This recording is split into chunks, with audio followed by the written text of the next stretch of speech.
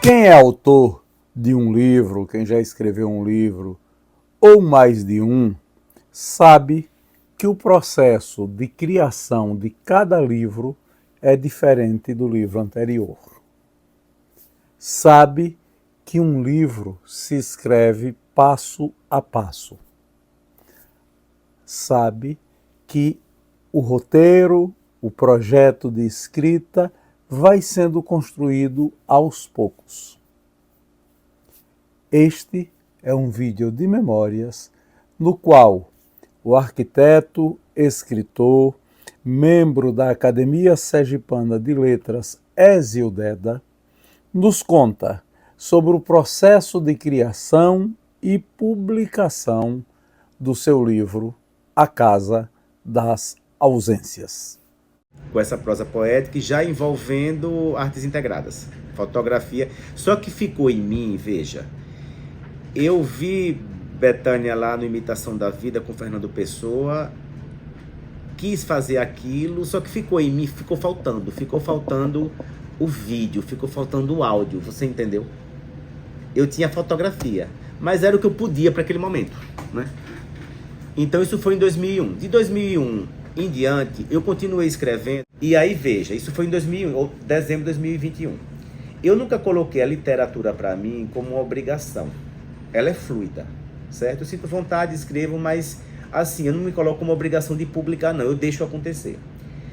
E de 2001, a década de 2000 para mim, foi assim, fui dar aula, virei coordenador, muitas atividades laborais que me ocuparam tempo que eu poderia até produzir outras coisas, né? Então eu fiquei focado muito na arquitetura, veio o projeto do museu, veio a docência, né? Veio esse descortinar da profissão, do Ézio arquiteto. Só que aconteceu o seguinte, eu continuei escrevendo e comecei a perceber que eu já tinha um livro pronto, que eu precisava só organizar para que ele pudesse ser publicado. Só que esse daí eu queria realmente envolver outras linguagens artísticas. Então eu preparei uma boneca, já tinha mais de 50 textos, né? Eu desenvolvi e preparei em 4 subseções. Era um texto também em forma de prosa poética. E eu sempre assisti o Provocações de Antônio Abujamra, né? Então eu sempre achei Abujamra o máximo, né? Teve um pré-caju, não gostava, fiquei em casa assistindo televisão e aí fui assistir o Provocações. Não, minto. Um mês antes, eu resolvi que ia mandar a boneca do livro para Antônio Abujamra. Então eu peguei o endereço do Provocações, da TV Anchieta, São Paulo, preparei a boneca e mandei para ele, para entregar no programa. Um mês depois, mais ou menos, aí sim, era o pré-caju, estava em casa assistindo televisão e quando ele conclui o Provocações, ele sempre lia um texto no início e outro no final. Aí ele começa a falar um texto que me era familiar, né? E comecei a ter um ataque cardíaco, ficar sem entender o que era aquilo. Daqui a pouco, aquele estágio letárgico, né, que a gente fica sem entender o que está acontecendo. Daqui a pouco aparece meu nome nos caracteres. Ele já encerrou o programa com um texto meu. No dia seguinte, eu liguei para a produção, porque naquela noite eu entendi que eu queria agora um DVD. E que eu já tinha Antônio Abujamra, porque eu queria a autorização dele para botar aquele texto. Então, humildemente, aquilo já me bastava. Eu já tinha Antônio Abujamra dizendo um texto meu. Se ele me desse aquilo, eu colocaria um DVD com aquele texto. Aí entrei em contato com a produção, que disse que falaria com ele, assim, eu acho que uma semana depois, recebi a ligação de São Paulo, e aí já era ele. A produção passou para ele disse, Deda, disse, aquela voz grave, né? Deda, você tá querendo o quê? Uma autorização para gravar, para usar o texto que eu gravei seu? Eu disse, ele disse, não vai ficar bom não, porque eu gravei no formato do meu programa, não é do formato do seu livro. Eu disse, sim, mas para mim vai ser uma honra. Ele, não, Deda, faz o seguinte, você vem a São Paulo que a gente grava. E aí eu gravo para você aqui pessoalmente no formato do seu livro. Bom, então aí eu já tinha a assinatura de Abujamra para eu poder até ir atrás de um apoio para o livro, né? Eu já tinha a digital dele nesse projeto, né? Aí no final da conversa ele disse assim, agora é o seguinte, Deda, só eu gravando não fica bom não, envolva outras pessoas do seu universo. Eu quando eu desliguei o telefone, mas quem são essas pessoas? Aí eu disse, sabe de uma coisa, eu vou envolver os meus ídolos, vou tentar envolver as pessoas que têm a ver comigo, né? E preparei, aí peguei a gravação dele, porque ele me mandou, mas não para usar para o livro, né? Mas ele me mandou a gravação do programa, eu utilizei como uma peça monstro, como a gente chama, né? E comecei a bater na porta atrás. Levei para João Andrade, e quando eu mostrei para ele, João Andrade disse, não, isso aí o Banese apoia. Na época eu já estava fazendo o projeto do museu, então eu já tinha contato com o Banese, né? E aí o que aconteceu? Eu comecei a construir o elenco. Mais uma vez eu trago Dona Canoa, que abre, interpretando um texto meu que fala sobre a fé. E que até questiona a fé, e foi ela que escolheu o texto. Ela gravou com 100 anos. Foi o último registro, o making off do meu DVD, tem ela me abençoando e caminhando no corredor da casa. É o último registro dela caminhando, porque depois ela caiu e ficou de cadeira de roda, né? Então é o único registro que a família tem dela caminhando, foi da gravação do meu DVD. Gravamos lá na casa dela. Então ela abre, né? Eu queria a Centenário, eu queria ela abrindo. Mas outras pessoas acabaram acontecendo. Por exemplo, eu estava em Salvador, em Santa Maria, para gravar com ela, e a gente tinha uma relação de se falar pelo menos quinzenalmente. E Jorge Maltner estava gravando em Salvador com J. Veloso. Ia ter um show em Salvador com J. Veloso. E aí eu encontrei com o J me apresentou a Maltner, aí Maltner disse a J que eu estava gravando com a Dona Canoa, ele quis saber o que era, quando ele folheou o livro, eu quero gravar.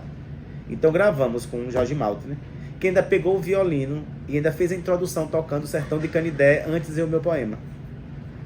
E aí eu tenho esse registro com o Jorge Maltner. Aí nessa loucura, no dia seguinte, chega Clifton Davis, que foi um dos compositores da primeira década de Michael Jackson. Estava também lá para gravar com o Olodum, e numa conversa com o J. Veloso, acabou gravando um texto. Aí entrou... aí eu já tinha Mabel Veloso também, entrou, né? Conhece Mabel Veloso, né? Pronto. E veio... aí eu fiz o convite a Jorge Vecilo, que gravou também. Aí o Antônio Abujamra, além de gravar o texto que encerra o livro, ele grava tantos outros, porque o Antônio Abujamra gravou 32 textos. Ele pegou o livro e saiu gravando todinho. Eu tenho todas as gravações, não entram todas no livro, mas eu tenho todas as gravações dele, né? E eu fui gravar com ele nos estúdios da TV Anchieta, porque todas essas pessoas, não foi uma coisa que mandou por online, né? Eu tive com essas pessoas para gravar. E gravamos com o Antônio Abujamra nos estúdios da TV Anchieta. Só que eu tinha um sonho de juntar Antônio Abujamra e Teresa Raquel. Aí veio aquela coisa da infância, né? Eu morava em Simão Dias quando, em 89, passou aquela novela Que Rei Sou Eu, que foi um marco na teledramaturgia brasileira, né? Final do governo Sarney, aquela coisa, hiperinflação, cria um país fictício, Cássio Gabus Mendes, né? Cássio Gabus Mendes, criou um país fictício que era vilão, onde tinha uma rainha corrupta que também fazia uma alusão à Revolução Francesa. Teresa Raquel, que era a rainha, e Antônio Abujamra era o Rasputin, que era o Ravengar, né? Meu pai fechava a farmácia mais cedo pra gente ir pra casa pra ver aquela novela. Minha casa parava pra ver aquilo, né? Então, aquilo ficou na minha cabeça, e quando veio o DVD que Antônio Abujamra topou, eu disse, agora quero um contraponto com Teresa Raquel. Muita gente, mas pode ser Beatriz Segal. Eu digo, não. Pra mim vai ser Teresa Raquel. Só que Teresa já estava fora do circuito, estava aposentada, né? Tinha o Teatro Teresa Raquel, que estava alugado, que é dela lá em Copacabana. A produção de Abujamra me passou o telefone de Teresa e eu liguei para casa dela. A empregada atendeu, fui chamar. Eu disse que era uma pessoa que tinha sido indicada por Antônio Abujamra. E quando ela atendeu, aquela voz, alô, aquela voz estridente dela, eu disse, Dona Teresa, quem está falando é Ézio, eu estou com um projeto, com Antônio Abujamra, assim, assim, assim. Aí ela, mande o projeto para mim, meu endereço é esse. Eu mandei. Também. Mandei meu telefone, ela me ligou e disse, grava. Agora tem que gravar aqui na minha casa, em Ipanema. Eu disse, não, tudo bem, vou gravar. Eu dizia que ia construir a viagem para poder ir. Aí J. Veloso tinha uma empresa que fez toda a parte de produção. E eu queria alguém da música mais recente. E eu gosto muito de Zélia Duncan. A Zélia Duncan lançou um projeto chamado Palavra Encantada, onde ela falava sobre essa relação da literatura com a música no Brasil, né? Como em outros países não tem ligação de literatura com a música, mas como o Brasil tem isso forte, né? Eu achei muito interessante, aí entrei no site, mandei um e-mail para a produção de Zélia. Aí Zélia me mandou um e-mail dizendo que queria ver o meu projeto, e eu mandei, e Zélia quis participar. Aí as coisas começaram a acontecer, né? Então Zélia Duncan entrou de uma forma assim muito interessante, porque J. Veloso tinha feito a música que seria o tema do clipe final do DVD. Quando J. Veloso mostrou para Zélia a música, Zélia foi para o estúdio com o pianista e gravou uma versão especial para mim. Então o que está no meu DVD é Zélia gravando especialmente, que é uma cena que acontece no sótão da minha casa, certo? E Tereza Raquel gravou no apartamento dela. E eu fui gravar com Tereza Raquel e tá registrado no making off eu com Tereza gravando no apartamento dela. E fez uma música inspirada no poema, que é A Casa da Palavra, certo? E o que aconteceu? Veja. Aí eu comecei a envolver, aí já tinha o desenho. Eu queria que o layout do livro, que o projeto gráfico tivesse a ver, como o nome é A Casa das Ausências, né? Das perdas, das coisas que se foram, mas que estão dentro de nós, nessa coisa da ambiência da casa, da partida, da saudade. E eu queria que o projeto gráfico tivesse grafismos de ladrilho hidráulico, de vidros de casa, de vitrais, e Germana fez isso muito bem, né? Então, Germana é uma mestra e conseguiu traduzir o que eu queria em projeto gráfico. E a escolha das pessoas que gravariam, entrou Arthur Deda, né? Entrou Arildo Deda e entrou Marcelo Deda. Então eu trouxe a tríade aí dos Dedas para participar, e Zélia cantou, além de interpretar um texto. Aí Tereza termina o livro, aí no final é Zélia Duncan, Marcelo Deda, Tereza Raquel e Antônia Bujanra fecha, né? Só que eu mostrei a uma amiga minha o escopo de como estava ficando. Ela olhou para mim e disse assim: a gente está muito sisudo, está muito triste. Falta alguém com mais luz, assim, não, falta alguém mais solar. Então eu tava no shopping, passei na Escariz, e aí tinha uma gôndola de lançamento de livro de Maitê Proença. Eu olhei com todo o preconceito ridículo possível e via Maitê como o peixinho de olho azul de aquário da Globo, né? Aquela plástica linda, mas não sabia que tinha conteúdo, né? Vi o livro. Quando olhei embaixo, vi que o prefácio era de Carlos Heitor Coni. Aí quando eu vi Coni, Maitê, aí eu dei meia volta e fui para casa. No dia seguinte eu fui e comprei o livro. Uma Vida Inventada, ela contando a história dela. Quando eu comecei a ler o livro, comecei a entender quem era Maitê Proença, né? Você veja os estereótipos, né? A gente julga pelos estereótipos, né? Quando eu vi aquilo, eu disse: eu quero Maitê no meu projeto. Aí entrei em contato com a produção, pediu que mandasse, eu mandei, e a mesma coisa, tem um WhatsApp dela, a gente se fala. E ela topou, gravou e fomos gravar. Ela foi tão generosa que ela descobriu que a gente ia gravar com a Bujanra, em São Paulo. E ela conseguiu ajustar a data dela de gravação do Saia Justa, que ela fazia o Saia Justa, da GNT, que era do mesmo estúdio. Ela conseguiu ajustar pra gente, também no mesmo estúdio não. A gente gravou com a Antônia Bujanra na TV Anchieta e com Maitê Proença na GNT Globo de São Paulo. Ela ajustou pra gente conseguir otimizar a viagem para gravar Bujanra e gravar com ela.